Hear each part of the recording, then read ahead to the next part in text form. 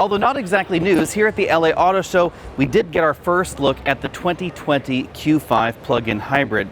Audi has decided to really focus on electrification lately, and they're promising over 30 electrified models between now and 2025, which is not very far away, and 10 of those will be plug-in hybrids.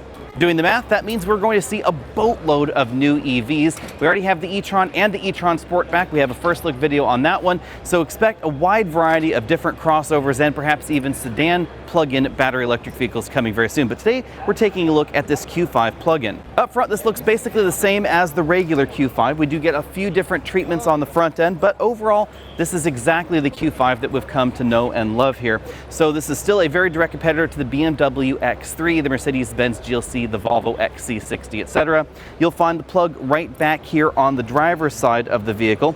Since this is a plug-in hybrid and we still have the gasoline engine to depend on, we don't find any DC fast charging, just level 1 or level 2 charging right there. An indication that Audi is definitely focused on serious electrification are some of the nice touches we find with this plug-in hybrid system, like a heat pump heater system. So this can use a resistive element heater, or it can use the heat pump system, and it can scavenge energy from some of the hybrid components in order to heat the cabin. That's going to make this much more efficient in colder weather than some of those plug-in hybrids out there that don't use a heat pump system. Moving back around to the rear, again, not too much to differentiate this from the rest of the Q5 lineup. And Audi has done a great job packaging the battery pack. It's right here under the load floor. Now that means that the load floor does not lift up like it does in the regular Q5, and we do have some little patches right here where they're access ports to some of the battery functions. You'll find the tow hook and the tire iron right there under that little cubby, and no spare tire obviously there. That is the one downside to this plug-in hybrid design. Under the hood, we find a 2-liter 4-cylinder engine that's paired to an electric motor and a 7-speed dual-clutch transmission. The electric motor is rated for 141 horsepower, and it's powered by that 14.1 kilowatt-hour lithium-ion battery pack in the rear. When this gasoline engine and the electric motor are working together, we get a total of 362 horsepower and 369 pound-feet of torque, enough to get this from 0 to 60 in about 5 seconds. So overall performance is not going to be too far off of the 3-liter option. Although we don't know exact pricing details just yet, I also expect that the overall price tag is probably going to be pretty similar to the 3-liter as well.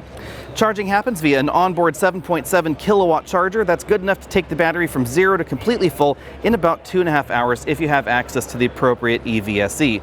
And if you're operating in full EV mode, you should be able to drive up to 25 miles on battery power alone. If you want to get your hands on a Q5 plug-in, these should be available in dealers in the coming few months. We don't know exact pricing details just yet, but we do know that this is going to qualify for a $6,712 federal tax credit, not the full $7,500. That's because of the capacity of the battery pack in the rear. At just over 14 kilowatt hours of electricity, that means we don't qualify for the full credit. On the other hand, because this battery pack is a little bit larger than what we find in the Volvo XC60 T8, this is going to get a slightly bigger credit. It's also worth noting that Audi is kind of putting this in a different category than the XC60 T8 because that model has 400 horsepower, this has a little bit less, so overall performance figures are likely going to be just a hair behind the Volvo XC60, but the price tag is also likely going to be a little bit lower, especially once you factor in that federal tax credit.